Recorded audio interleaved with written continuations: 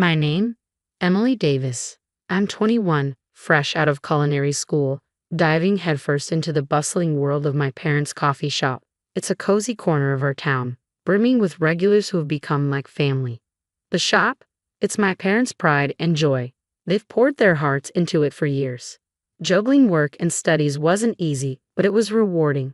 Every day was a whirlwind of coffee beans and pastry delights. Then, out of nowhere, Bob's call shattered the routine. Bob's voice crackled with urgency as he delivered the news.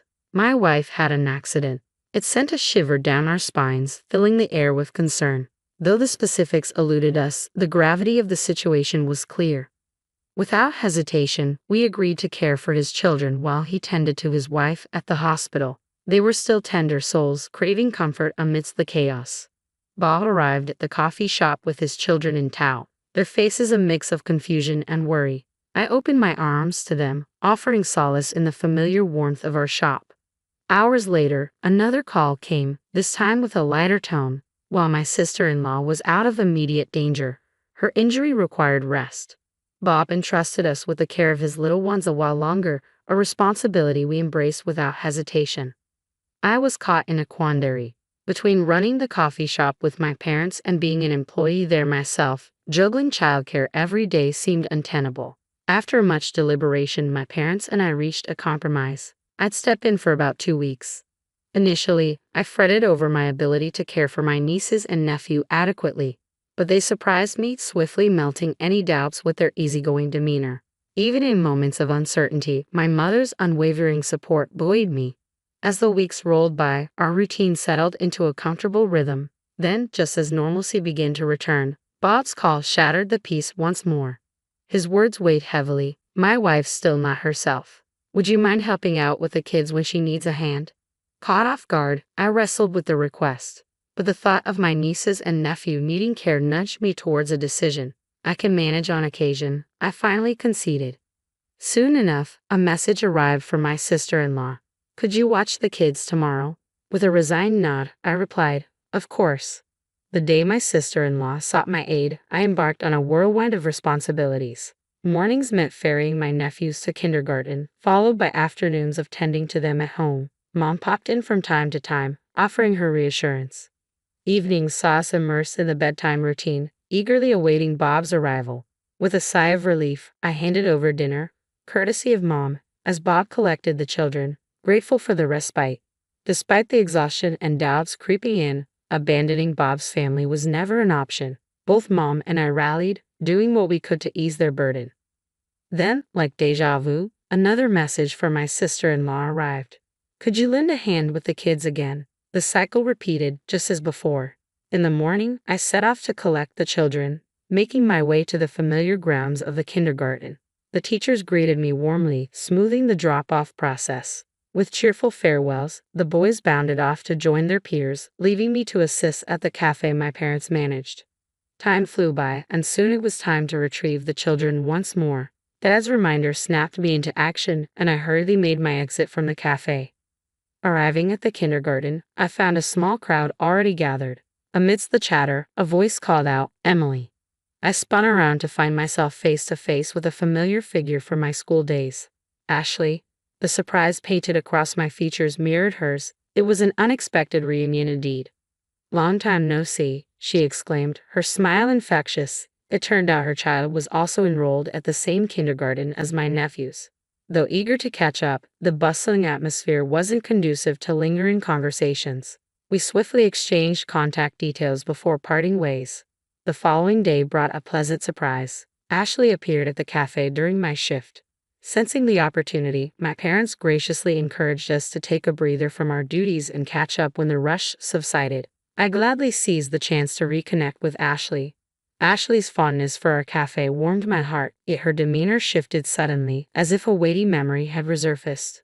By the way, I spotted your nephew's mom the other day, she disclosed, her tone serious. I was taken aback by the unexpected turn in conversation, simply nodding in response. Really? Yeah, I didn't approach her, but I've spoken to her before, so I'm certain it was her. But there's something. Ashley hesitated, searching for the right words. Intrigued, I encouraged her to continue. What she revealed left me stunned.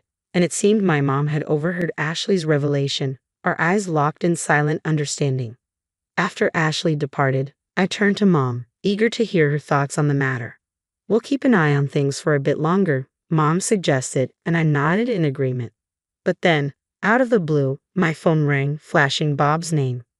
I couldn't answer right away, and by the time I noticed the missed calls, I was already calling him back. "What's going on?" I asked, confusion lacing my tone. "What? What happened?" Bob's voice burned with restrained frustration. As he recounted the situation, anger simmered beneath his words. It turned out he'd returned home to retrieve something forgotten, only to find the kids alone in a supposedly empty house. Shock gripped me at the gravity of his story. Yet amidst it all, I couldn't shake the question. Why was I the target of his fury? My inquiry seemed to stoke Bob's anger even further. Bob's accusation hit me like a punch to the gut, leaving me speechless. Yet amidst the shock, I found the strength to defend myself. "I understand your frustration, but your wife must have misunderstood," I countered. "I did receive her message, but I explained that I couldn't manage today. With Mom falling ill unexpectedly, we're short-staffed at the cafe. I simply couldn't leave." There was a brief silence on Bob's end before he questioned, "But my wife mentioned something else. She claims that every time she asks for your help with the kids, you demand payment. Is this true?" My voice rose in frustration mid-conversation. "What? That's not true. I've never once demanded payment for looking after the kids. Mom can vouch for that. If you're unsure, why not ask her?" My retort hung heavy in the air, leaving Bob speechless. Finally, he murmured, "So what's this about the money my wife mentioned?" "I honestly don't know. You should discuss it with her," I replied firmly. Bob's tone softened, wariness seeping through. "I'll do that," he conceded. Despite my reservations, I couldn't hold back any longer, not after hearing the ongoing conversation. I felt compelled to share what I'd learned from Ashley. Bob's response was heavy with exhaustion. "Let me mull it over," he sighed and ended the call. As the dust settled, concern for Bob nagged at me. I confided in Mom about our conversation, seeking solace in her presence. Days ticked by without a word from Bob, leaving us uneasy. Then, just when we thought the dust had settled, another message from Bob's wife arrived, requesting my help with the kids as usual. Initially, I hesitated. The recent revelations left a bitter taste in my mouth, making me question my willingness to continue helping. But Mom intervened. Mom advised me to reach out to Bob before responding to his wife, so I promptly forwarded the message to him. Within minutes, Bob's reply arrived. It was evident he had been grappling with his emotions, but my message seemed to provide some clarity. With Bob's feelings in mind, I responded to his wife with a simple okay and proceeded to collect the kids as usual. After dropping the children off at kindergarten, I made a crucial call. Hanging up, I steeled myself for what lay ahead. Everything was set in motion. Upon arriving at the cafe, I found Bob already there, his face etched with tension. It was a stark departure from his usual demeanor, leaving me uncertain of how to approach him. But before I could ponder further, Mom stepped forward. "I'll handle the kids," she assured Bob, her tone firm yet comforting. "You need to focus on resolving things with your wife. Emily, I'm trusting you." Bob's reaction to Mom's words was palpable as he nodded in acknowledgement. Returning the nod, I affirmed, "Okay, I'm on my way." We made our way to Bob's house together, a silent understanding passing between us. Pausing at the doorstep, Bob fumbled with his keys, his hands trembling slightly. I chose to overlook it, respecting his need for composure. Inside, the muffled voices of my sister-in-law and a few other women drifted through the air. Bob unlocked the door with shaky hands, pushing it open slowly as we entered with utmost care, hoping not to disturb the conversation. The chatter became clearer as we ventured further into the house. "How's your foot holding up?" My sister-in-law's voice floated into the hallway, responding to a query. "It's getting better, nearly healed," came the reassuring reply. Oh, realization dawned on me. The odd sensation I'd been experiencing lately suddenly made sense. Briefly distracted, I quickly refocused, tuning back into my sister-in-law's conversation. "But once my foot's back to normal, Bob will start expecting me to pitch in more, and I won't get to relax like I do now." "Ah, yes, your sister-in-law and her parents have been a huge help with the kids, haven't they? You're really fortunate." "Absolutely," came the response, tinged with sarcasm. "It's a real stroke of luck to have Emily, the perpetually single and unemployed homebody, always at our beck and call." My sister-in-law's words ignited a simmering fury within me. I'd harbored suspicions of exploitation, but her callous attitude still caught me off guard. As anger surged through my veins, I could no longer contain it. With a burst of indignation, I flung open the door to the living room and strode in, my sister-in-law's startled expression meeting my gaze. I fixed her with a steely glare, the words tumbling from my lips like hot coals. Yes, I may not be married, and I may reside at home, but I'm far from idle. Our assistance was extended in good faith, believing you were genuinely in need, not to facilitate your leisure. I hadn't anticipated such a callous response from my sister-in-law. Instead of addressing her attitude, she seemed more concerned about my unexpected presence and how I gained entry into the house. "Why are you here? How did you get in?" she questioned, her tone devoid of warmth. A tap on my shoulder drew my attention, and I stepped back to reveal Bob standing behind me. As her gaze shifted to him, her eyes widened in surprise. Bob's voice, colder than mine, sliced through the tension. "I let us in. You've been deceiving me all along. You're despicable. You've been pocketing the money I gave you for your own use instead of giving it to Emily, haven't you?" My sister-in-law's complexion paled as Bob confronted her. Sensing the tension, I approached her friends, signaling that it was time to depart. With awkward expressions, they filed out of the room, leaving behind a palpable air of discomfort. Among them, Senior Ashley caught my eye as she left. She had encountered my sister-in-law before and seemed troubled by her recent behavior. Our unexpected encounter sparked a conversation, and Ashley offered her assistance in resolving the situation. Once the room emptied, my sister-in-law's tears began to flow as she opened up. In summary, she explained that since the birth of their second child, managing childcare had become increasingly challenging.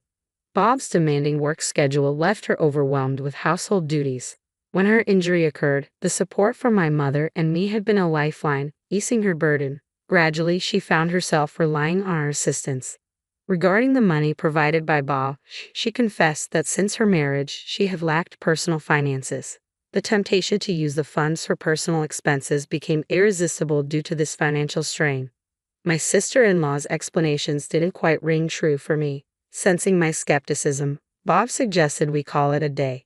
Taking his cue, I bid farewell and left their home. Arriving back home, I found my mother waiting anxiously. It appeared my dad was looking after my nephews, affording me the opportunity to confide in my mother about everything.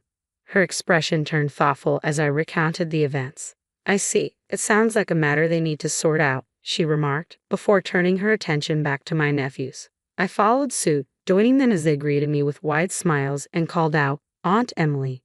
Despite the whirlwind of emotions swirling within me, I made a conscious effort to mask them, focusing instead on engaging with my nephews.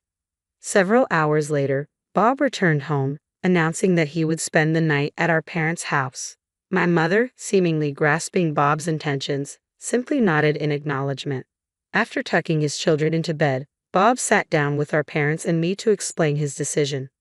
"I won't pursue a divorce this time," he began, "but if the same mistakes are repeated, I'll have to reconsider. Emily, Mom, I'm sorry for the turmoil this has caused you both." "It's all right, Bob, but are you certain about this decision?" I inquired, concern evident in my voice. Bob nodded solemnly. "Yes, after speaking with my wife, I realize I bear some responsibility as well. We've agreed to give our marriage another chance." Curious about Bob's revelation, I prodded him for clarification. He confessed, "I've been consumed by work, neglecting my wife's needs, and leaving the parenting solely to her. It's clear now that I've placed undue stress on her and been unfair to our children. I should have prioritized spending quality time with them." As Bob spoke, a whirlwind of emotions swept through me. Yet Mom's response brought clarity to the situation. "I understand," she said, her tone thoughtful. "While forgiving may be challenging from a personal standpoint, as a wife and mother, I empathize with the complexities of your decision. If this is what you've both agreed upon, I won't stand in your way. Just ensure you keep your private matters private this time."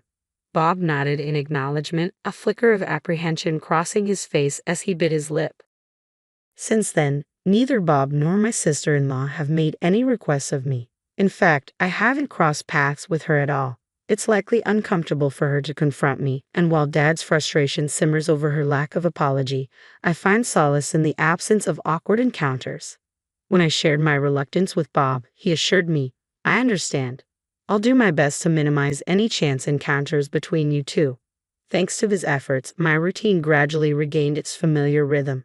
At the chime of the doorbell, I turned only to find Bob standing there with my nephews in tow.